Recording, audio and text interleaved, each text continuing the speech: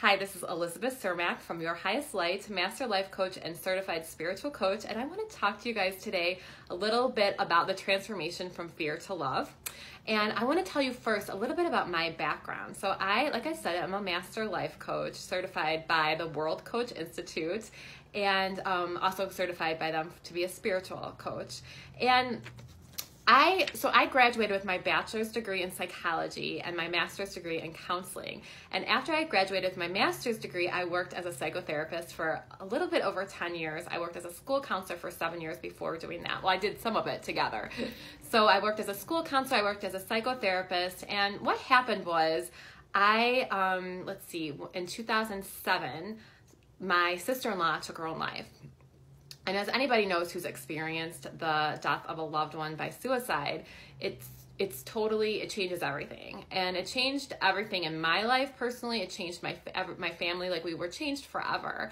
And luckily, with my family, we had a lot of love. We had a lot of love come through the community, and a lot of love in my family. So we were very fortunate for that. And I think a lot of times those types of situations brings out a lot of love from the community and families. So that summer, my nieces were 10 and 7 at the time when she passed away, her daughters. And that summer, my 10-year-old, my mom and I brought them to Bible school. And I remember my mom and I picked them up from Bible school, and we went out to lunch, and we were talking about their day in Bible school. My 10-year-old niece is like, I'm supposed to look for God sightings today. And I was like, God sightings? And I liked that term, and she had a bracelet that said God sightings. And so we started looking for God sightings in the day. And so God, love, whatever you want to call it, higher consciousness, whatever you want to call it, signs of love, signs of God in the day, signs of spirit.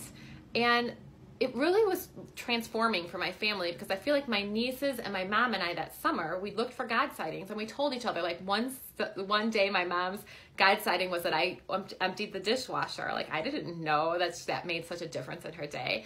So what happens when you start looking for things in your day, when you start looking for the good, looking for things to be grateful for, there's something called the reticular activating system in our brains.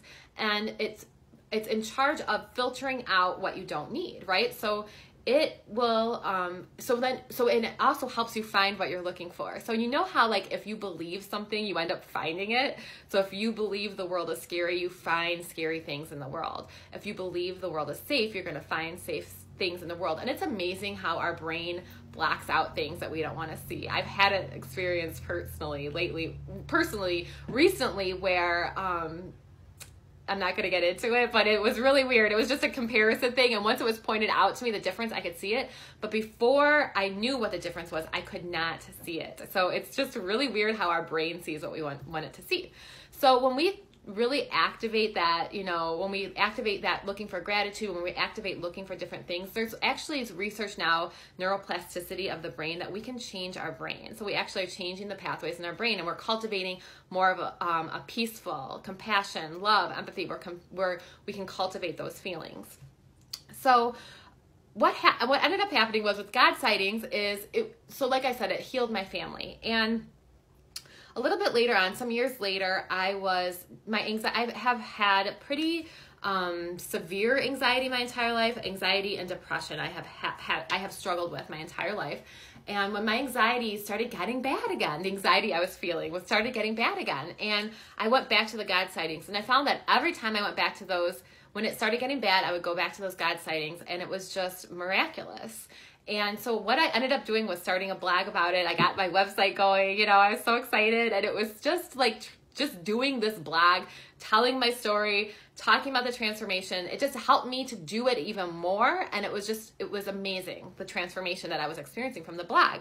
And what happened was, I ended up publishing it and going online, and I found this world of life coaching that I didn't know about as a psychotherapist. And I was in love. I was in love with these people. I was in love with this world. I was in love with the high vibes.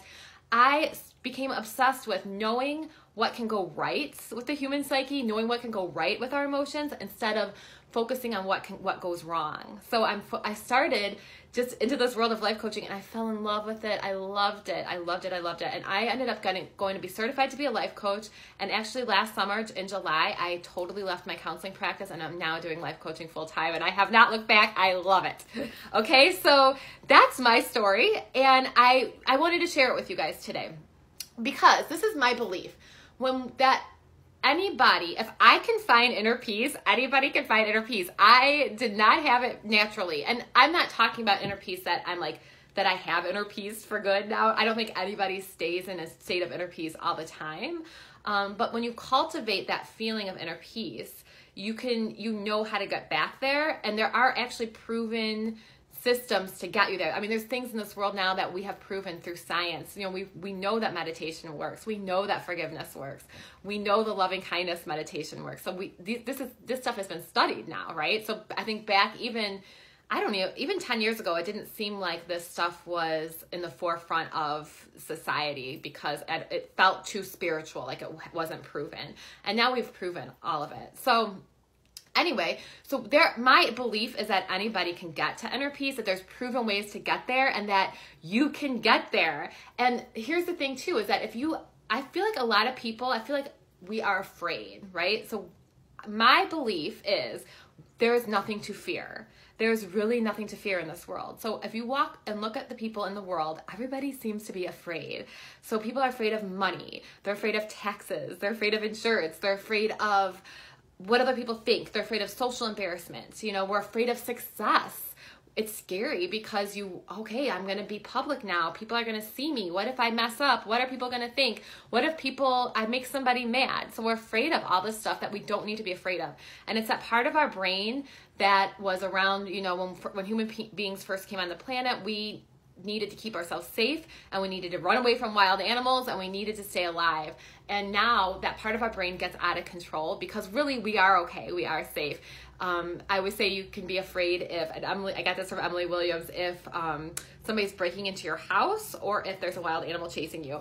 Something severe like that, you're okay, it's okay, fear is good, it'll keep you safe, it'll keep you out of danger. Otherwise, you don't need to be afraid.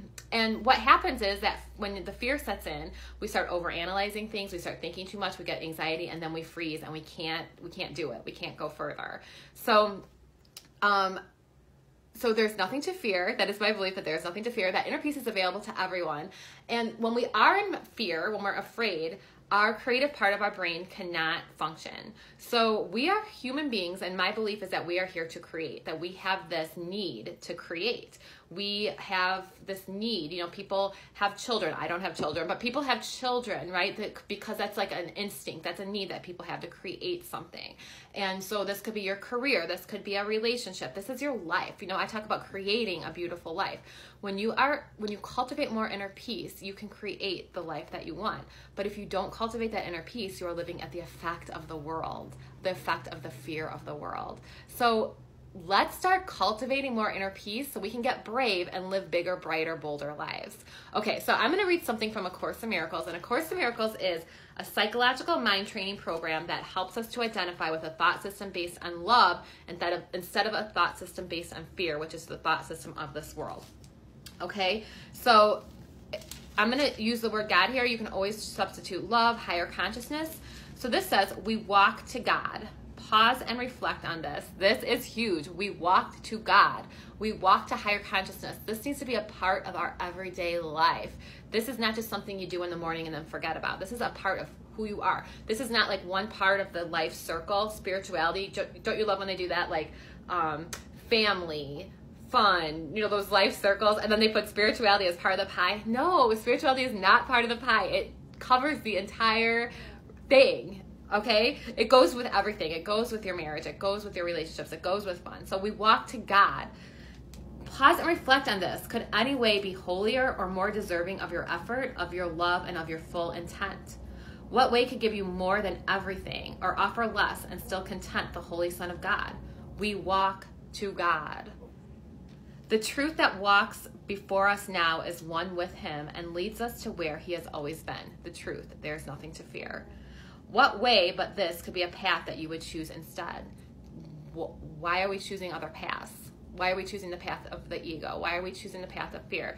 We walk to God. And I can tell you why, because the world, Marianne Williamson always talks about our attitudinal muscles and going to the spiritual gym.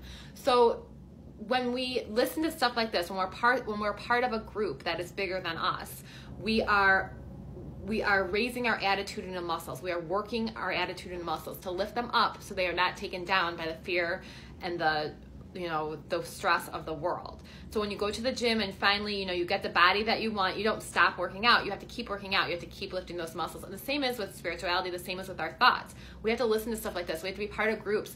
If you're like listening to something that's spiritual or that helps you raise your vibe, and then you're hanging out with people who are super low vibe, or you're going to a workplace that's super low vibe, or just like other stuff in your life is really low vibe, you're going to be brought down. That's why you need to have this stuff in your life. So you need to keep coming back to the spiritual gym to lift yourself up, because that stuff will lift you down.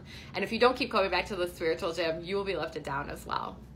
So I am offering a spiritual gym for you. I am offering something called A Fear to Love. It's a mastermind group. It's a life coaching group. And it's called From Fear to Love. We're going to start at the end of February. And it's going to go for 12 weeks. And this is your spiritual gym.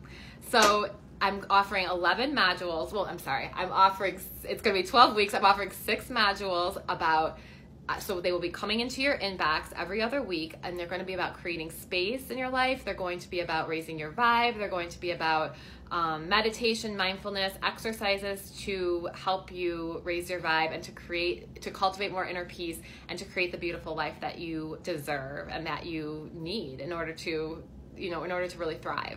So then every other week, we're going to have 6 meetings on Zoom. We're going to meet as a group. So you're going to be around high vibe people who are going to help keep your vibe up and keep you going to the spiritual gym. And we're going to talk about your emotional goals and your physical goals. So what do you want? We're going to talk about your life vision. Like, what do you want out of life? What are you doing to get there? What are you afraid of? We're going to uncover those fears and get you past them so you can start living the life that you want to live.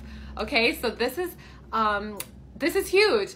And so I'm also going to be offering a Facebook group with this, and a lot of things from my training. I have a lot of training in cognitive behavioral therapy. So training on how to change your thoughts and how to change your actions in order to change your emotions. So I have both the spiritual side and like the scientific CBT cognitive side. So I'm going to be sharing a lot of like worksheets and PDFs and journals and stuff like that will help you make that shift from fear to love. So if that is your thing, if you want more love, less fear in your life, this group is for you. I cannot tell you how much it is for you, and I can't wait to meet you.